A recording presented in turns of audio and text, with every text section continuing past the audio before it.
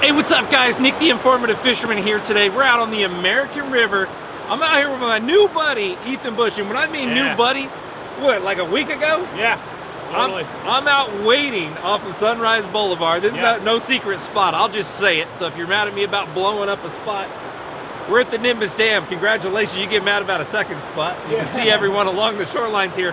Most people know, so. I was out there waiting, and I caught a pretty good one, and I was excited because the American could be really tough, but really rewarding, right? Yeah, absolutely, yeah. It's a tough fishery, but the fish in it, they're big, so. Yeah, there's some big ones. The feather runs come up here, and the Eel River strain is the big ones here, right? Yep, Eel River strains, and we got the hatchery strains, and then just the native fish, but they get pretty big out here, so. Yep. Well, the cool part is, so, Ethan's like, hey, is that Nick? And I'm like, yeah, what's up, man? So we started talking on the river. He was running a client down drifting. So if you don't know, if I didn't say it already, Ethan's a guide. I'll put his information right here at the bottom of the screen.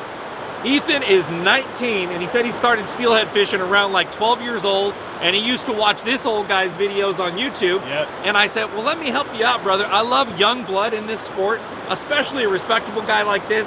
He'll take you out doing some fly stuff. And do you ever bring gear guys out? Yeah, absolutely. Not opposed to gear at all. We do fly fishing gear, all kinds of stuff. So. And so now we're out here in the beginning of February, and steelhead season opens up 1st of January? 1st of January, this whole section up here opens up. And then it goes through March? March, yeah. So you'll get the spring run fish, the winter run fish right now. They're big in here, and then you got the spring runs in them. Awesome. From there on, shad and striper. So. And then shad and striper in the summertime.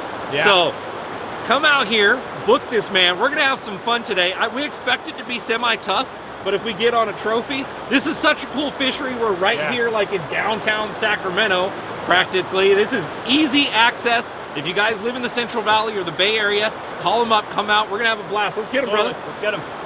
All right, guys, so before we venture any further into this video, I'm gonna address a couple things here.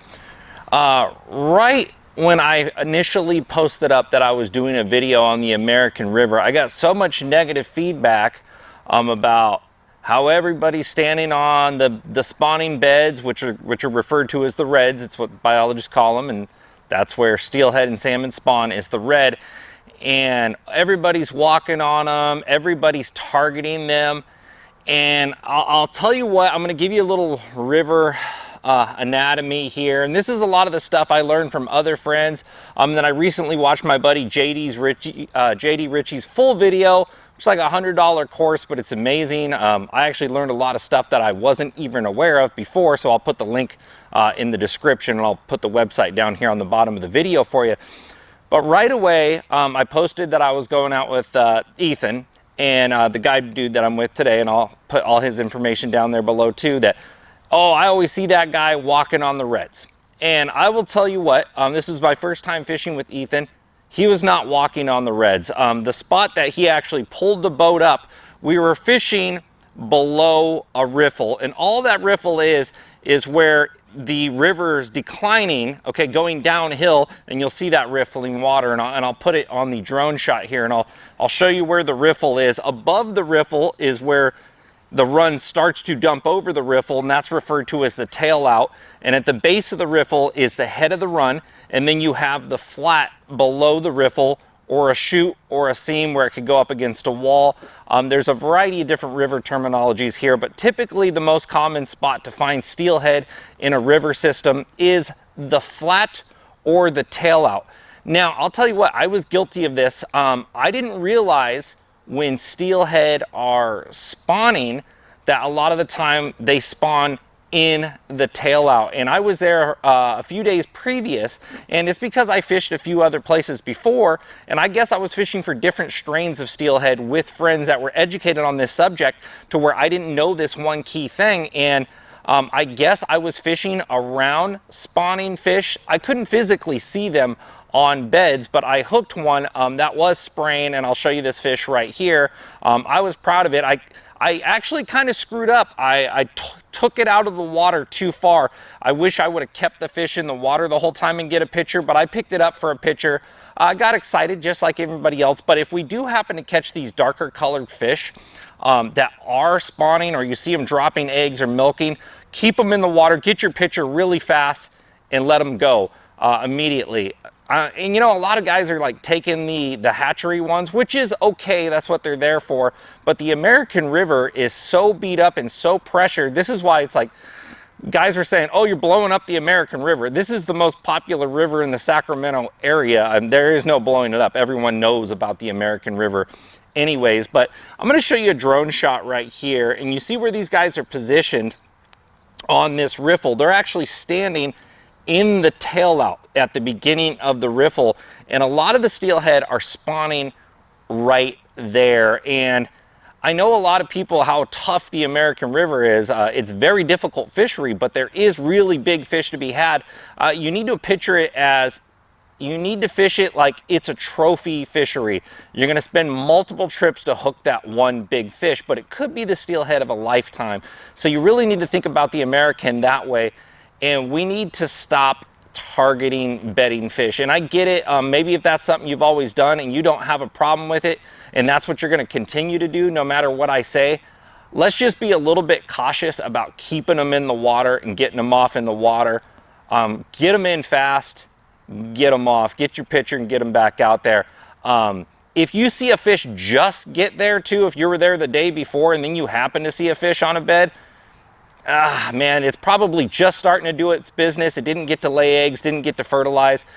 Try not to target that. You're probably gonna do it anyways. That's okay. And I wanna talk about something too. If you see these guys on the bank here, this is the beginning where you put in. This is Sailor Bar up here. And where a lot of these gentlemen are fishing right here is right above the riffle. You can kind of see where the rapid comes over the riffle, and Ethan and I in this video are fishing the head of the run, the head of the flat, basically right below the riffle. And where these guys are fishing above, that's where a lot of the fish will come through there. So these are not all necessarily bedding fish where these guys are fishing, but the far majority of them are. If you can consistently see them and consistently cast at them, they're bedding fish. I'm not going to throw you under the bus for saying, hey, you're targeting bedding fish, but I mean, if you are, and you're going to do it, that's fine. I happened to hook the best steelhead of my life on this trip. It was about a 12 to 14 pound wild male, and I'll tell you why I hooked this fish. The flows were low on the American River, okay, and the water is very clear, so you're supposed to fish right at the base of the riffle. And the reason for this is it's clear, so you need that water chop. So I was casting up basically 20, probably 15, 20 foot into the base of the riffle and letting my slinky rig bounce the bottom. And a lot of fly guys don't hook bedding fish, I believe, at the bottom of those runs because their flies are coming over the top of them to where they're more likely to hook a fresh fish. And they don't realize that conventional gear guy, like I was throwing that day, I do both, get down there and can potentially run into a bedding fish. Or when your gear swings back, it's right on that seam, and they could be bedding right there in that harder moving water and you didn't see. That's exactly what happened to me. I hooked this big fish. I may show it, I may not. Just so many people get upset over guys showing fish that were on bed, so I don't even want to take the credit. I'm not going to show it. I'm cool. I'm happy I caught it. I'm going to be a little bit better about making sure I don't target spawning fish, but let's just all try to do a better job with that. The American has very low numbers of fish. The great part about the American River, there's so much foot access. You can park in all these parks and go fish it. You don't need a drift boat, but if you can get out there, it's a lot of fun to do. Book my buddy Ethan here. He's 19 years old. I hear guys giving him crap about being unethical. Absolutely not. I went out there with Ethan. He's a super respectable young man. Every fish I seen caught around him, he was yelling, hey, make sure to keep it wet. You know, he was keeping it cool. He cares about the system just because he doesn't do it the exact same way that you guys do it. And when he did pull the boat up to fish the head of this run, he pulled the boat, okay, strictly to get around the other boats that were parked right there at this run. Was very, very thorough, walking slow and asking me to stand up to make sure I didn't see any light spots on the bottom. A lighter circle is that red, that's that spawning bed. And he was being very, very cautious, walking carefully. And I know that he knows the chances are of there being a spawning bed where he was walking are slim to none, but he was very respectful about it. So if you guys are gonna post anything about Ethan walking on reds and stuff, you're wrong. go screw yourself, because you're wrong, and there's no reason to throw a 19-year-old man under the bus that cares about a fishery, that is just trying to get out there and follow his dream like we all wish we could. So let's get back to the video. A little too much touchy. All right, guys, so I'm using my finesse stick right now. I got a slinky rig down there to double eggs. You can see I like to put the white cotton in them because I just can't do the normal stuff. I just have to change everything. I'm calling it the Dragon Ball, or the Sudoku, you know, from Street Fighter. Street Fighter, right? You can't even ride Street Fighter. Yeah. Of course, I'm gonna ask my 19-year-old buddy right here, because this was a my time thing, but at least he knows. To a big slip bobber that's going up to a bobber stop, and all I'm trying to do is make sure my slinky occasionally hits the bottom throughout the run, so I know those eggs are right there in front of their face. And when I say eggs, all they are is hard beads. I could have used the soft beads, but I didn't have them.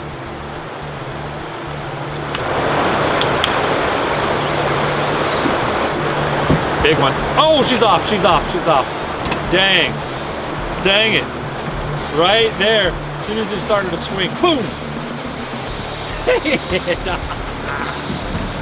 That was a big one, bro. That was a big one. I got the hook up, you guys missed it, but it's a big one. Woo! Big fish. You check that hook, make sure everything's good. She looked around like 8 pounds. Yeah, that was a big one. Just an 8 pounder. Oh, there's somebody. Started ripping drag. Fish on. Yeah, he's there. Yeah. Shoot him, Ethan. We got a nice little chrome fish on. Just needed to add a little tenacity. Word of the day, tenacity. Usually we would go down with them here. I think I might hand the rod off to Nick, just so we can get down with it, if you want. Oh yeah, because it's yeah, she's dogging me down. She's dogging you down there, huh? Yeah. Let's see if you can gain any ground on it. That's right, we're doing long distance releases today. That was the theme for our first 2 hookups. Oh, is she ripping you through? Yeah. Okay. Yeah. Yeah, we'll follow her down. We'll follow her. You on the reel?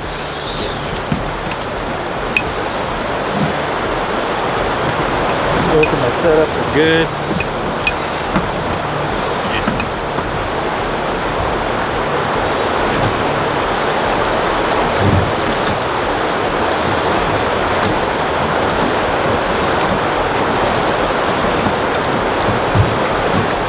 Yeah, just keep her nice and tight.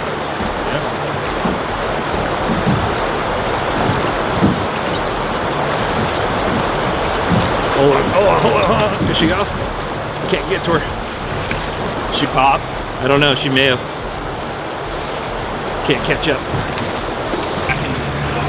Yeah. Rolling.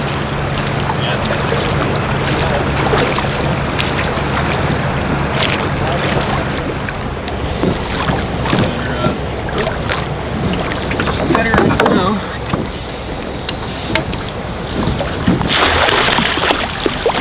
There we go. All right, numero uno. So I lost the tank, but we got this pretty little one in there. I'm gonna keep her in the water so we can get off into calmer water here. I'll show you this fish.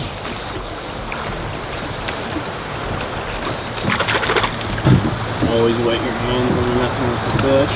Yep. Turn to your right if you can while you're touching there. Yep. Just gonna take her out. We got a little lady.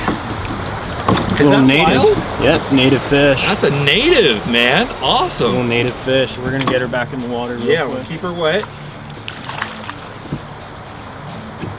Put your ear there. There she is. Oop.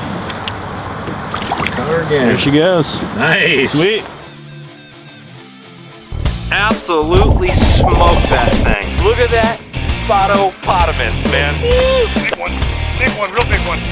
Yeah, God, choked it, dude, choked it. Look at that. Yeah, I want that headbang. Come on.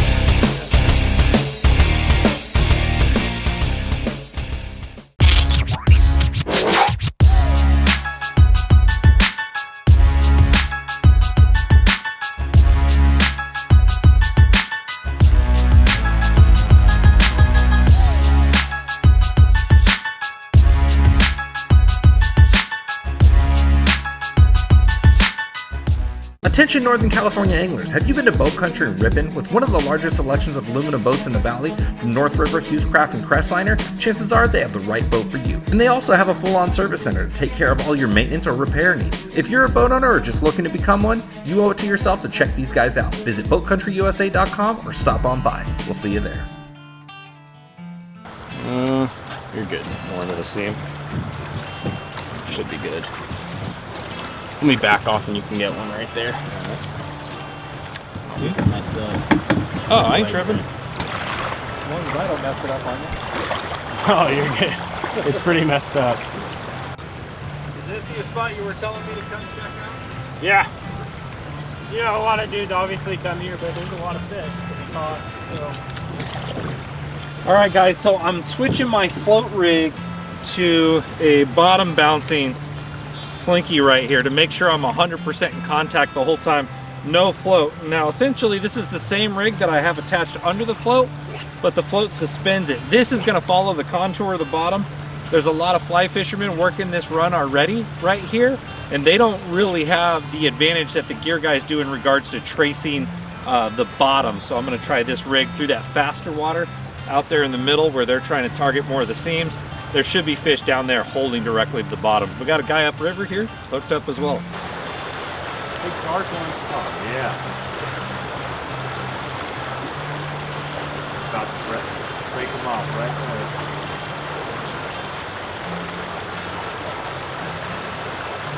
So this is the rig that we're using out here for Steelhead on the American. I got a 10-foot 6-weight. It's a Scott Radian paired up with an Able. You don't need much more than a 6-weight or a 7-weight out here. We're throwing a basic indicator rig. I got one of these indicators. They're called Jadicators. They're made of balsa wood, so they cut through wind really well. And off that, I got 15-pound butt section tied to a blood knot of 10-pound test. And off my tag end, you can see I got 3 split shots right there. I tie another blood knot down to 8-pound test, and I got my first fly. And this is a little Alvin pattern. This is what's in the river right now after the salmon eggs have hatched. Then I got a bead, trout bead, and a prince nymph. So this is basically just what we're running out here. We're looking for nice slow water right next to the fast and nice little troughs where the steelhead will be sitting. And that's pretty much it. Go down. Go down.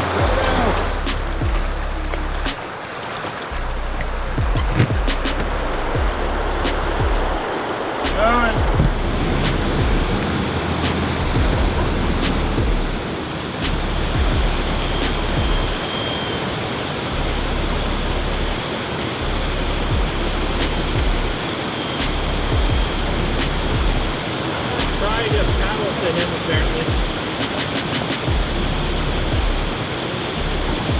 Got him?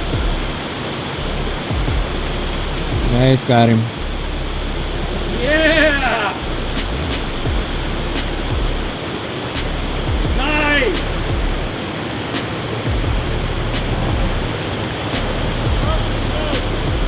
Yeah!